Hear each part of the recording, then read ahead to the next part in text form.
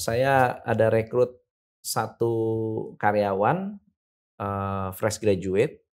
Kamu bisa apa? Oh, saya dipelajari ini. Ya, udah jauh ya.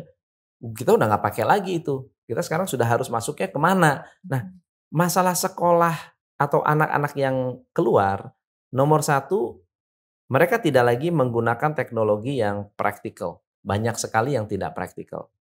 Kemudian yang kedua adalah masalah attitude. Attitude dari anak-anak muda sekarang, anak muda atau Gen Z sekarang harus dipimpin oleh Gen Z untuk bisa produktif. Belajar mengerti dunia bisnis sama seperti belajar memahami diri sendiri. Sulit tapi menarik. Penuh intrik tapi tak ingin berhenti. Saya Cheryl Hatumesen bersama Coach Tom MC Iflay. Yuk kita dengar Sahabat Bicara. Terima kasih banyak Coach Tom udah hadir di sini. Aduh, mimpi studionya, apa ya? Studionya keren banget. Studionya keren banget. Ntar aku mampir deh ke studio Coach Tom. Asik. Podcast ya? Iya. Tapi kayaknya kalau kan di daerah situ isinya makanan. Jadi aku makan dulu. Banyak. Baru ke studio ya. Ya kalau perlu kita makan bareng aja. Coach Tom suka kuliner ya? Seneng kuliner. Tadi juga mampir makan dulu di sini. Aku suka. Kita berarti sefrekuensi. Satu frekuensi kita. Sefrekuensi Coach Tom. Ini kan kita syuting udah mau menjelang akhir-akhir 2023. Iya, betul. Bener gak sih Coach Tom, 2023 ini, akhir-akhir ini daya beli tuh menurun. Ini kata orang-orang yang punya usaha. Ini bener hoax atau enggak? Oh enggak, dia enggak hoax. Jadi gini, 2023 awal, saya pernah bikin satu workshop, namanya Leading in Crisis. Nah, Leading in Crisis itu ada 10 perubahan. Salah satu perubahan-perubahan yang harus diantisipasi oleh business owner adalah perubahan model bisnis.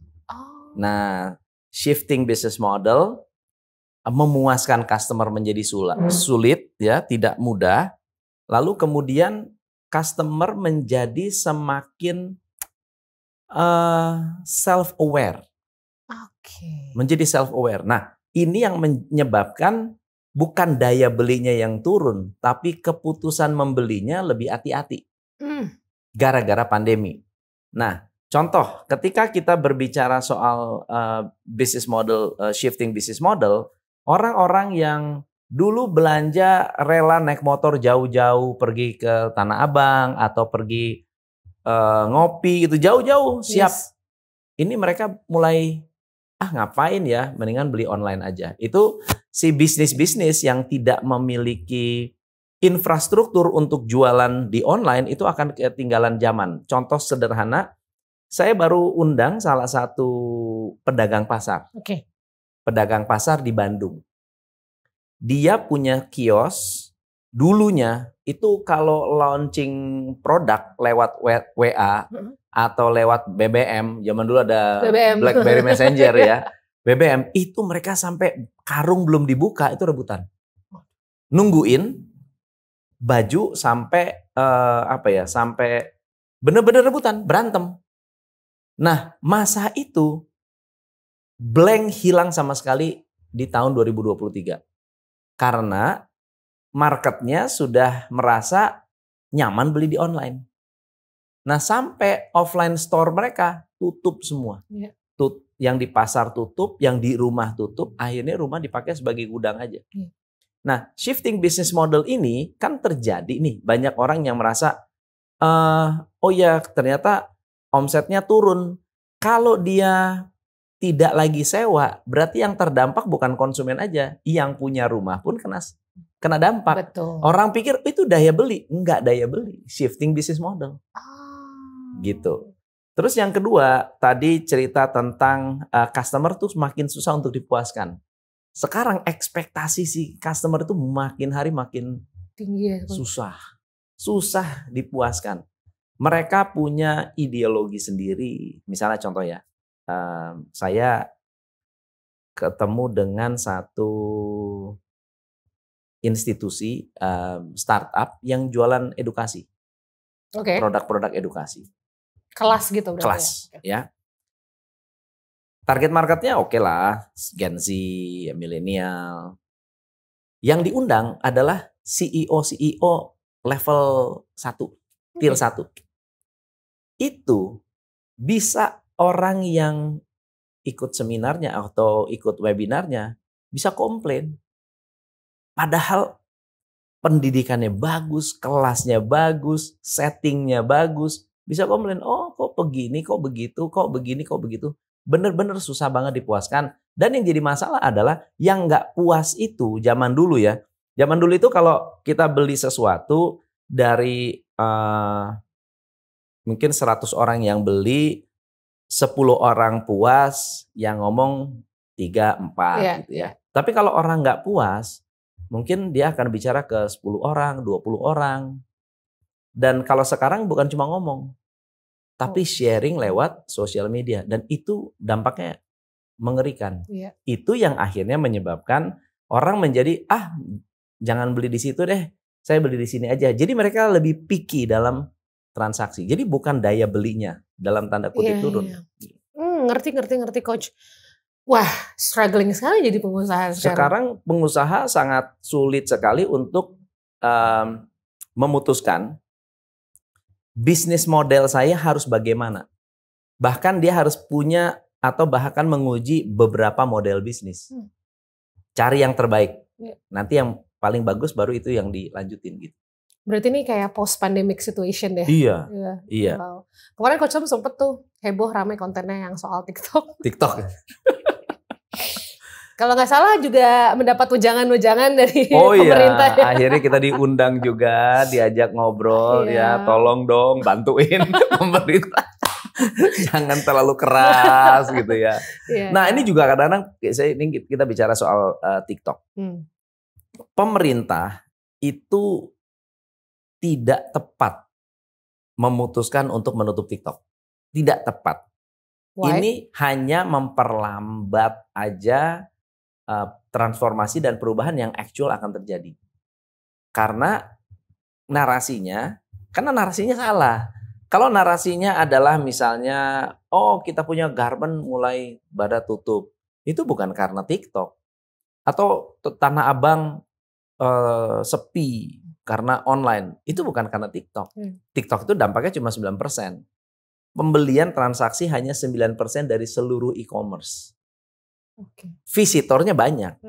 Yang membahayakan adalah visitornya. Kemampuan si TikTok untuk berevolusi dan bergerak cepat itu yang berbahaya. Memang betul. Tapi saat ini masih baby nih. Si TikTok itu. Memang baby monster. Baby monster. Baby monster. Nah, tapi kalau misalnya narasinya adalah gara-gara online shop TikTok harus ditutup, atau gara-gara overall online TikTok harus ditutup, sebetulnya kan yang belanja online bukan hanya di TikTok, di toko Orange ya, Tokopedia dan seterusnya, mereka belanja juga kok di situ. Dan memang betul zaman dulu ketika ada online memang terdampak, bukan sekarang. Sekarang justru terbantu. Jadi kalau dulu pasar-pasar itu bilang, kita kalau dulu ya 2018, 2017 pada saat baru mulai sebelum pandemi, itu memang terdampak. Tapi kalau sekarang terbantu, makanya waktu TikTok Shop ditutup, kita sempat ngobrol sama orang Tanah Abang, kita tanya kan, sebetulnya lu terganggu gak sih? Enggak lah, justru kita rugi sekarang. Kenapa? Karena orang-orang TikTok belanjanya di Tanah Abang. Belanjanya di Tanah Abang gitu. Karena aku lihat kok penjual-penjual yang seperti itu, garment atau apapun itu, mereka sambil live, sambil nungguin dagangannya. Ada yang kayak gitu kan, banyak. Bener. Di Tanah Abang, kita datang ke Tanah Abang, banyak kok yang sambil nge-live gitu ya. Kalau kita ke daerah bahkan, kita ke daerah ada lewat gitu ya, misalnya ada butik kecil gitu, atau toko apa, itu pasti ada tripod, pasti ada handphone lagi nge-live. Bener. Kita ngelihat dari parkiran gitu, ini lagi nge-live. Jadi sebetulnya itu adalah satu sistem atau satu budaya di mana orang tidak lagi berkunjung untuk mencari barang, tapi justru berkunjungnya di online shop atau di live streaming untuk beli barang. Live streaming ke depan akan lebih agresif lagi. Oh, menarik nih. 2024 ini live streaming akan lebih ngeri lagi, akan lebih powerful lagi, dan bahkan mungkin kalau hari ini kita bilang, oh Tanah Abang offline shop terkena dampak akibat TikTok Shop, ke depan itu lebih parah lagi. Oke. Lebih parah lagi. Mungkin Tanah Abang hanya jadi gudang. Atau mungkin toko-toko yang memang tidak memiliki sesuatu yang membuat orang punya alasan untuk datang, itu jadi gudang aja. Bukan berarti nggak jualan ya. Betul. Cuma jadi gudang. Tapi orang nggak usah datang, nggak perlu datang. Mereka tetap bisa jualan, tapi metodologinya sudah lebih canggih daripada itu. Contoh nih, kalau dekat rumah kan ada titik-titik TC tuh yang biasa jualan handphone. Ya, kalau kita naik ke lantai handphonenya itu, mereka udah jarang yang jualan bener-bener keras di situ. Mereka lagi nge-packing banyak banget gitu. Betul. So menurut Coach Tom di 2024 ini, orang kalau pengen bikin bisnis karena orang udah pada shifting customernya juga, apa yang buat mereka bisa bertahan? 2024 itu memiliki banyak angle ya. Kalau kita bicara soal bisnisnya, customernya, teknologinya, dan model bisnisnya. Dari sisi customer yang harus diantisipasi adalah kita harus super niche dalam membidik konsumen 2024. Kalau sekarang kan masih semuanya ada ya, semuanya kita layani. Itu oke. Tapi 2024 harus, kalau misalnya kita membidik laki-laki yang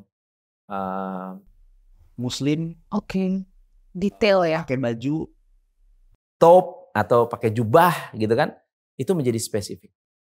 Wanita juga sama. Ibu-ibu yang mana nih? Misalnya jual makanan sehat.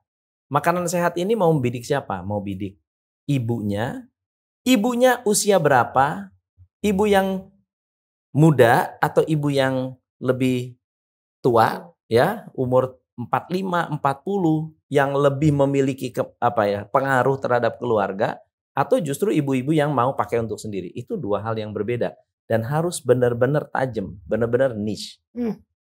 Jualan hijab untuk kerja, hijab untuk sekolah, hijab untuk olahraga, hijab untuk pesta, hijab untuk tunangan. Ada satu batik ya, salah satu klien kita, dia bikin batik pesta. Pesta itu luas. Pesta itu ada pesta apa? Pesta pernikahan, ada pesta kawinan, ada pesta sunatan, gitu kan. Sekarang dia bidik hanya satu. Dulunya jualan semua baju pesta. Sekarang pesta untuk tunangan. Oh, ada gitu. Batik tunangan. Coba bayangin. Awalnya jualan hanya batik umum. Sekarang batik hanya untuk tunangan. Omsetnya naik berkali-kali lipat. Oh, wow. Nah, 2024 dari sisi customer kita harus benar-benar, karena kan crowded ya. Market itu very crowded. Jadi orang harus ingat kita sebagai siapa. Oh, batik tunangan ya si A. Mau susu untuk anak umur sekian yang punya penyakit ini, minumnya ini. Jadi detail sekali. Detail sekali. Itu dari sisi konsumennya. Dari sisi produknya pasti mengikuti. Nah, kalau dari sisi produk itu harus bisa membangun interaksi atau membangun engagement yang kuat di sosial medianya. Mereka bahkan ya, kalau kita bidik di sosial media ya, si admin itu harus punya persona. Bukan brandnya punya persona. Adminnya. Karakter dia ngebales komen segala Cara macam. dia balas komen itu harus punya personality. Baru powerful. Personality-nya apa? Gayanya seperti ibu-ibu yang ngomong sama anaknya. Ya. Jadi cara membalasnya nggak bisa, ya Kak, makasih Kak, makasih Bu. Nggak ini. Iya Nak, apa kabar Nak? Gitu. Misalnya contohnya. Iya. Itu akan dirasa oleh si penerima. Kalau di radio itu ada theater of mind-nya. Dia kebayang saya lagi ngomong sama siapa. Dan dia nggak akan kurang ajar gitu sama orang tua. Halo, iya Nak, apa kabar? Itu aja harus dipikirin gitu. Dan akan menjadi brand atau produk yang diingat gitu. Belum lagi yang lain tuh. Nanti panjang banget itu. Banget. Wow, tapi itu menarik karena begitu hebat shifting si pandemi ini sampai di titik ini yang sampai sedetail itu. Benar, gitu loh Coach. Benar. Apalagi kalau nanti kita berbicara teknologi, wah itu lebih serem lagi. Nah ini sebelum ngomong teknologi lah. Sebelum ngomong teknologi, kita ngomongin kan sekarang katanya ada bonus demografi, ya kan, anak-anak muda. Tapi faktanya memang cari kerja susah. Betul. And why is that? Katanya anak muda melek teknologi, kenapa cari kerja susah? Jadi gini, kalau bonus demografi itu kan angkatan kerja. Yes, betul. Jadi orang-orang yang SMA, kuliah, lalu kemudian mereka mencari kerja. Apa yang dipelajari di sekolah tahun ini, 2 tahun lagi udah gak valid. Waduh. Kuliah juga sama. Apa yang dipelajari tahun ini, bicara teknologi. Teknologi yang diajarin tahun ini 2 tahun kemudian sudah nggak relevan lagi. Ya saya ada rekrut satu karyawan fresh graduate. Kamu bisa apa? Oh saya dipelajari ini. Ya udah jauh ya. Kita udah nggak pakai lagi itu. Kita sekarang sudah harus masuknya kemana? Nah masalah sekolah atau anak-anak yang keluar, nomor 1 mereka tidak lagi menggunakan teknologi yang praktikal. Banyak sekali yang tidak praktikal. Kemudian yang kedua adalah masalah attitude. Attitude dari anak-anak muda sekarang, anak muda atau Gen Z sekarang harus dipimpin oleh Gen Z untuk bisa produktif. Dibandingkan dipimpin oleh Gen Y atau Gen X. Gen X nggak ngerti pola pikir Gen Z. Gen Z itu tadi lebih self-aware lagi dengan dirinya bahwa yang namanya saya punya health issue, mental health itu penting, work-life balance itu penting, ya leader yang toksik itu bisa mengganggu gitu. Jadi itu sesuatu yang buat mereka kok begini ya, karena mereka dapat informasi kan banyak. Itulah yang sebetulnya menyebabkan bukan hanya mereka susah cari pekerjaan, tapi mereka juga sangat picky memilih pekerjaan. Yes. Nah, sampai nanti pada satu titik mereka bilang, oh saya gaji sekian nggak mau. Cocok sih, tapi gaji sekian, mohon maaf saya nggak mau. Mendingan gue nganggur di rumah. Saya upload YouTube tiap hari atau bikin TikTok series, ngambil konten dari mana, dari sini, dibikin TikTok series, itu dapat duit $250 per bulan. Itu yang nggak laku. Modalnya cuma apa? Live streaming every day. Which is live streaming adalah cara Gen Z untuk curhat dengan audiensnya. How they interact, how they socialize. Itu dengan live streaming. Jadi mereka bisa sambil makan live streaming. Lo ngapain? Makan. Iya. Ya, lagi dandan live streaming. Lagi tidur live streaming. Aduh, jadi ada hubungannya berarti dengan karakter. Apakah ada hubungannya dengan susahnya pekerjaan sekarang dan karakter si anak mudanya? Justru itu. Justru kesulitannya nyari pekerjaan adalah pekerjaan ini ekspektasinya berbeda dengan apa yang terjadi di lapangan. Nah, sekarang gimana cara ketemuinnya? Cara mempertemukannya adalah si company harus memikirkan apa yang cocok untuk Gen Z. Apa model manajemen yang cocok untuk Gen Z. Karena Gen Z ini ternyata very complicated. Very complicated. Nggak segampang itu. Saya kasih satu contoh. Ada satu perusahaan baru, isinya Gen Z, successful. Oke. Jadi kita beres ya, istilah suksesnya beres. Terus saya tanya, apa yang kamu lakukan? Ya nomor 1 adalah cara rekrutnya. Oh, rekrutnya gimana? Kalau misalnya kita mau rekrut orang admin, interviewnya itu bukan kamu tuh kerjanya apa, pengennya apa. Kamu ngelamar jadi admin, kirimin saya 5 chat terakhir kamu. Oh, jadi praktikal langsung ya? Kirimin saya dong 5 chat kamu terakhir ke teman, ke saudara atau kemana. Jadi, karaktermu begini, kamu cocok nih jadi admin. Gitu.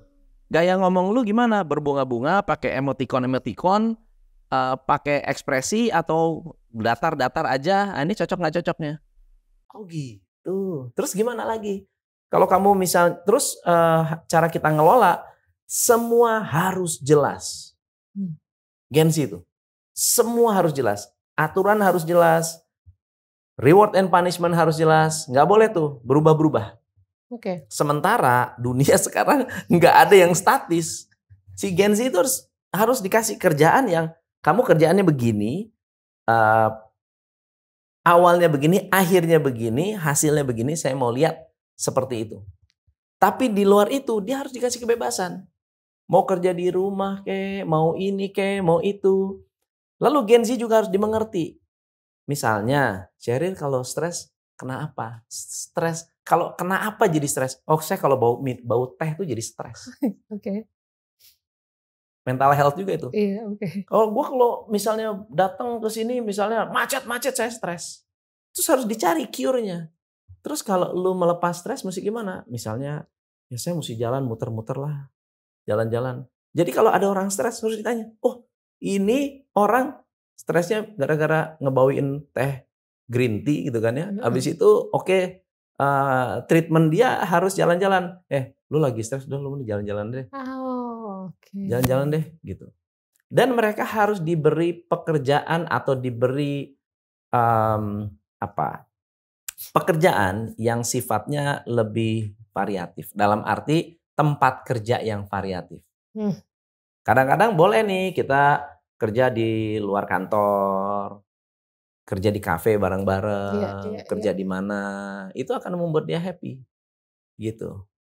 Tapi buat kita ribetnya minta ampun itu. Banget loh Coach. Ribet, iya. Apalagi kita yang generasinya mungkin gapnya lumayan jauh, kita merasa kayak ya kerja lah. Bener. Gitu loh. Mungkin karena mereka belum punya keluarga ya. Kalau mungkin kalau udah punya keluarga beda. Kalau kita gini, saya mau kerja cepat selesai biar pulang main sama anak. Benar. Ya, saya mau kerja cepat selesai, pulang saya mau main golf. Atau saya beres kerja cepat supaya saya bisa kumpul sama teman-teman nonton bola. Ya, misalnya. Itu lebih jelas gitu ya. Kalau dia nggak, kerjanya itu harus seru. Kerjanya harus menyenangkan. Kerjanya itu harus purposeful. Duh, capek bener. Bener. Tapi kan ada juga mungkin Gen Z yang sebenarnya ingin ngeblend dengan generasi-generasi sebelumnya dengan cara gimana sih? Mungkin kalau ada pertanyaan gimana sih caranya supaya Gen Z tuh di pasar persaingan kerja bisa muncul dan menjadi mungkin sosok yang lebih, bukan menyenangkan ya bahasanya ya, lebih gampang untuk diajak bekerja sama dengan generasi yang lain.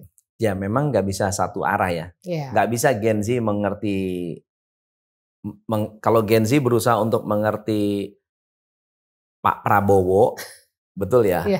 Mereka pasti nggak akan ngerti. Pak Prabowo yang harus joget gemoy untuk bisa masuk ke Gen Z gitu. Bukan yang muda menyesuaikan diri ke yang tua, tapi sekarang ini yang tua harus menyesuaikan diri ke yang muda.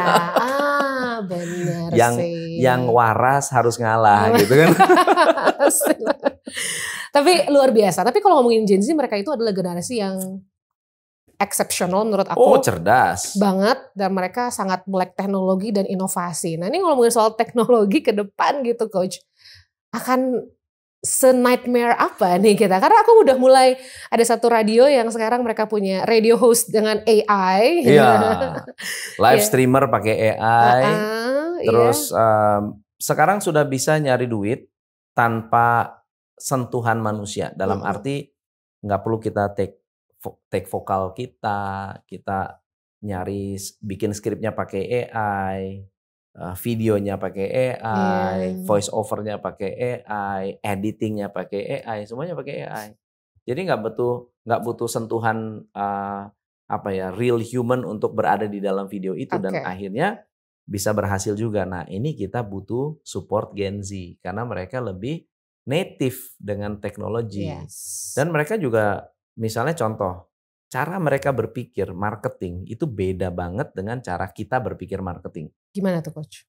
Kalau kita berpikir marketing lebih kepada ego kita, produk kita, gue mau kasih tunjuk this is our product, this is the best. Kalau mereka enggak, mereka bisa misalnya contoh, Ya, saya punya kelas.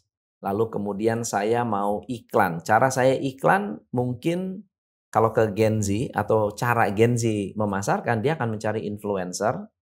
Dan si influencer ini bisa jadi harus diminta untuk mereview jujur tentang kelas itu. Oke. Bukan diminta untuk dikasih skrip, dikontrol, lalu dikasih guideline, panduan, kamu nggak boleh ngomong ini, kamu nggak dibebasin. Sehingga si orang ini mereview dari hati. Bukan mereview karena disuruh. Kan beda tuh ya. Mereview pakai skrip dengan mereview nggak usah jauh-jauh deh. Kalau mereka kasih respons di Twitter aja atau di X. Tahu nggak nih, gue kemarin baru lihat ini, gue rasa ini bagus banget loh. Ini memang materinya serius, tapi kemarin tuh saya nonton videonya kena banget deh untuk leadership begini.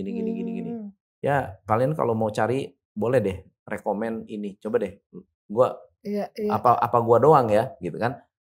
Apa gue aja ya? Itu bisa rame, karena reviewnya bukan dari dikontrol. So anak Gen Z itu yang paham. Jadi dia, kalau kita akan bilang, kamu harus begini ya. Kalau Gen Z enggak, tolong dong lihat, menurut kamu gimana? Review aja sesuai sesuka hati kamu, sesuai maunya kamu kayak gimana.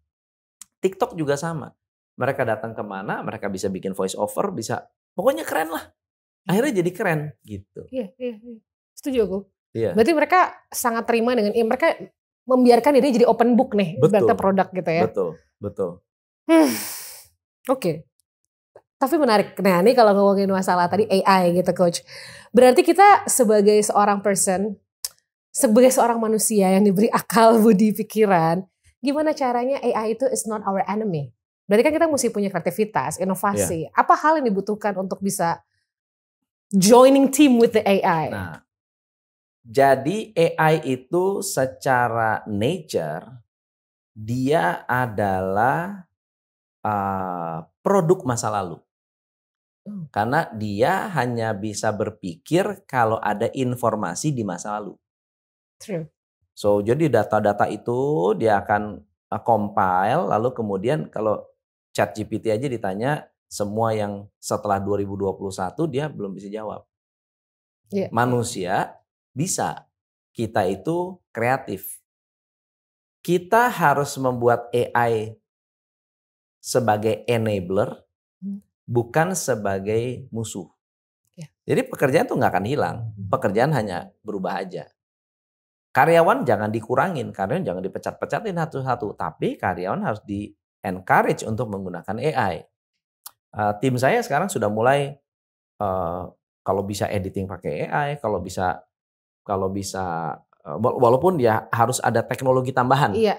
Misalnya kita editing nih ya, suara itu harus dari 2 sumber yang berbeda, baru dia bisa dipotong. Kayak ini podcast ini langsung dimasukin, nanti dia motong sendiri tuh. Coba Bapak AI Indonesia.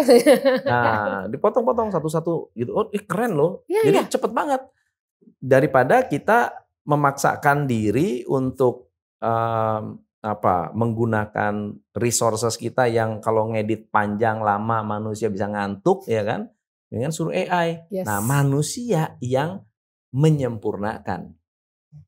AI bisa bikin artikel, tapi manusia yang menyempurnakan. Yang sekarang terbalik. Manusia nggak mau mikir, AI menyempurnakan. Sementara AI itu tidak sempurna. AI itu tidak terlalu, bahasa pun lebih menarik bahasa kita daripada bahasa AI. Harus tetap ada sentuhan kita gitu. Iya. Jadi kita anggap aja AI sebagai penolong ya. Ya kan, tangan kanan nih cari ini dong gitu kan. Ya, kita yang bikin sentuhan akhir. Sebagai karyawan tambahan, kita untuk mempercepat AI lah boleh bantu kita. Misalnya kita mau cari ide konten apa ya? Karena kalau dilihat ya, perhatiin deh, kita minta apa, sebaik-baiknya prompt kita, yang keluar itu normatif. Yes. Nggak kreatif sebetulnya. Yang kreatif harus kita. Kadang-kadang kita, aduh AI kadang-kadang bego juga ya, apa kita yang bego gitu ya, ngasih promnya gitu. Ya, jadi kalau misalnya kita sendiri nggak kreatif, kita yang harus nambah ilmu terus. Betul. Supaya AI tambah pintar. Ketika dia tambah pintar, membantu kita lebih bagus lagi. Jangan kita yang nggak pintar masuk ke AI, di mana informasi yang kita berikan ke si AI itulah yang menjadi output atau cerminan dari ketidakpinteran kita gitu. Keren deh tuh. Tapi ini banyak yang belum tahu. Coach Tom ya, ini ngobrolnya santai Coach, udah pusing kepala saya ya kan. Di rumah anak berapa? Anak 3. Ini aku penasaran nih boleh. Dengan hal yang belum pernah ditanya orang ya. Coach Tom kan banyak mengajarkan orang mengenai bisnis. So pasti kan secara financial wisely paham lah kita. Nah mungkin banyak yang bertanya gimana caranya nih kita jangan sampai telat.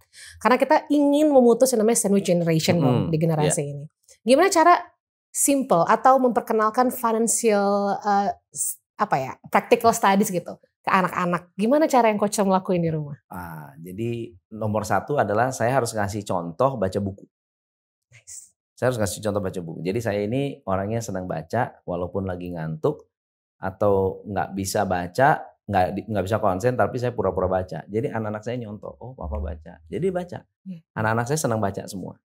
Nah kadang-kadang kita kasih buku-buku yang memang berkaitan dengan bisnis atau orang-orang hebat. Nah mereka mulai ngerti tuh, oh Jack Ma, Bill Gates. Oh iya? Iya. Oh. Mereka bisa cerita tuh, Pak Jack Ma itu begini loh, Pak Jack Ma itu begitu, Pak tahu nggak? Bill Gates itu bisa begini, Pak tahu nggak Steve Jobs itu pernah ngomong begini. Jadi mereka bisa seperti itu. Jadi membangun interest mereka, membuka pikiran mereka untuk melihat orang-orang hebat. Yang kedua adalah mengajarkan mereka untuk melihat value dari sesuatu. Karena mereka sering tuh, misalnya kita ajarin, kamu beli ini buat apa? Ini hasilnya apa? Outputnya apa? Kamu pengen jadi apa? Mau jadi bisnis atau mau jadi apa? Anak saya, si Tara itu senang, Pak, kapan dong kita bisnis? Gitu. Serius Coach? Kapan dong kita, Pak, saya mau deh jualan kayak gitu tuh. Saya mau jualan. Saya kalau ini bagi-bagi brosur gitu, saya ajak mereka. Jadi senang gitu. Nah, saya juga kasih akun. Saya punya beberapa akun untuk misalnya ini nggak usah sponsor ya, peluang atau bibit. Saya kasih tahu nih Denzel, ini kamu punya nih S&P 500 nih kamu ya. Pak, investasi Dene udah berapa?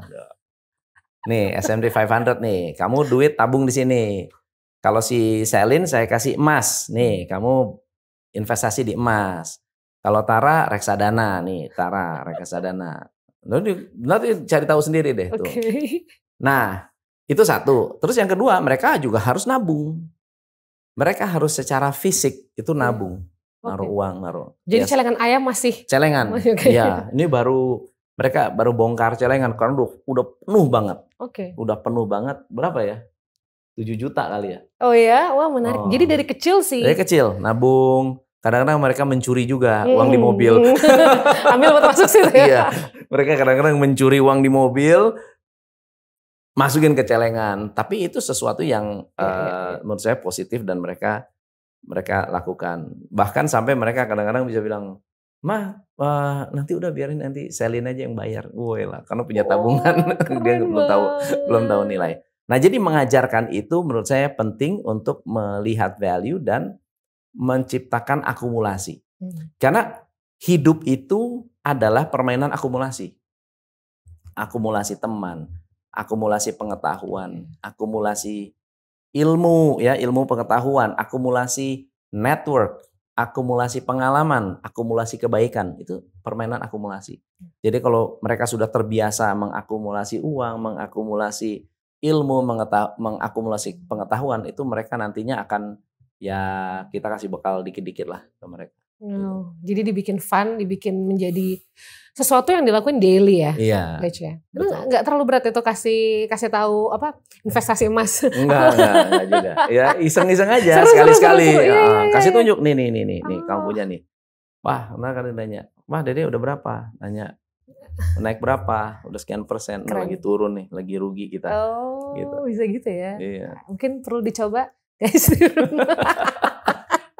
Aku nggak tahu ya.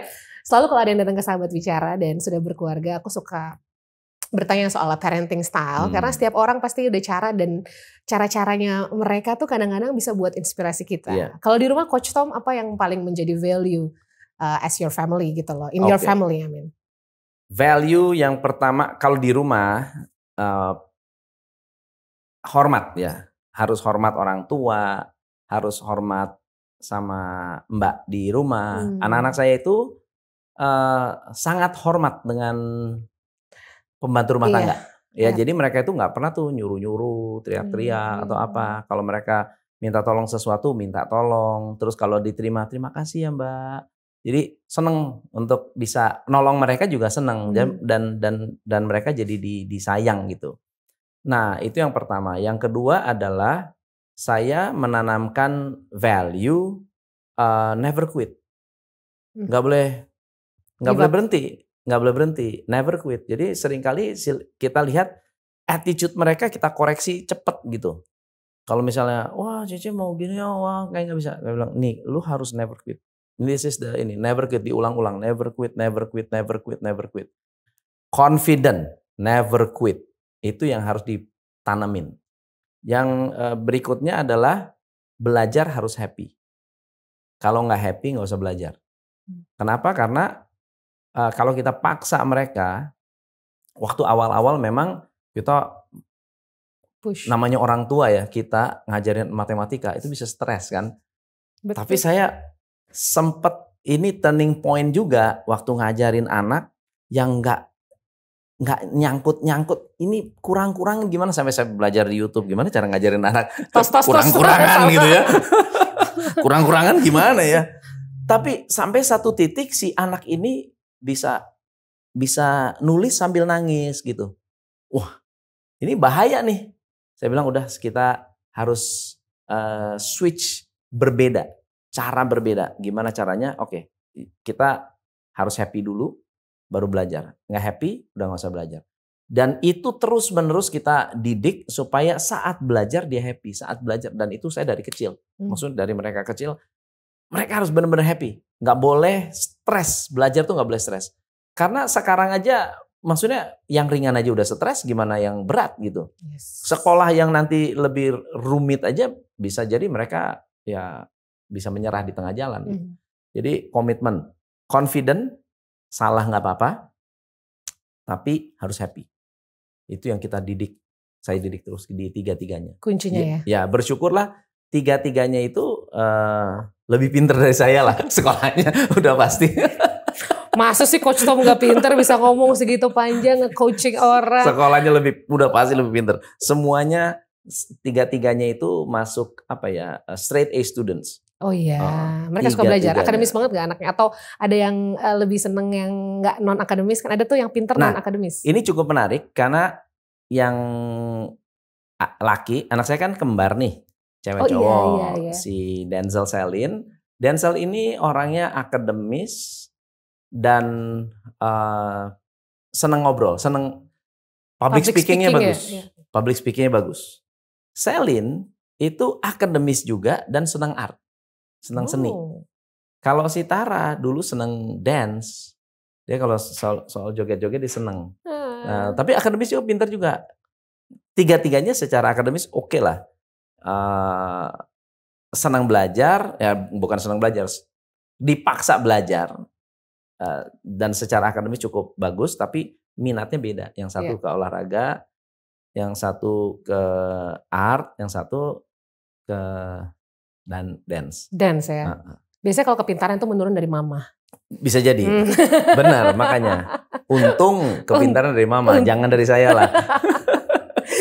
Tapi kalau ngomongin soal anak muda, so gimana caranya Coach biar seorang anak muda itu bisa bertahan di dunia yang ini ke depan akan semakin modern dan sulit sih? Ya, kalau menurut saya manusia diperlengkapi dengan survival instinct yang kuat.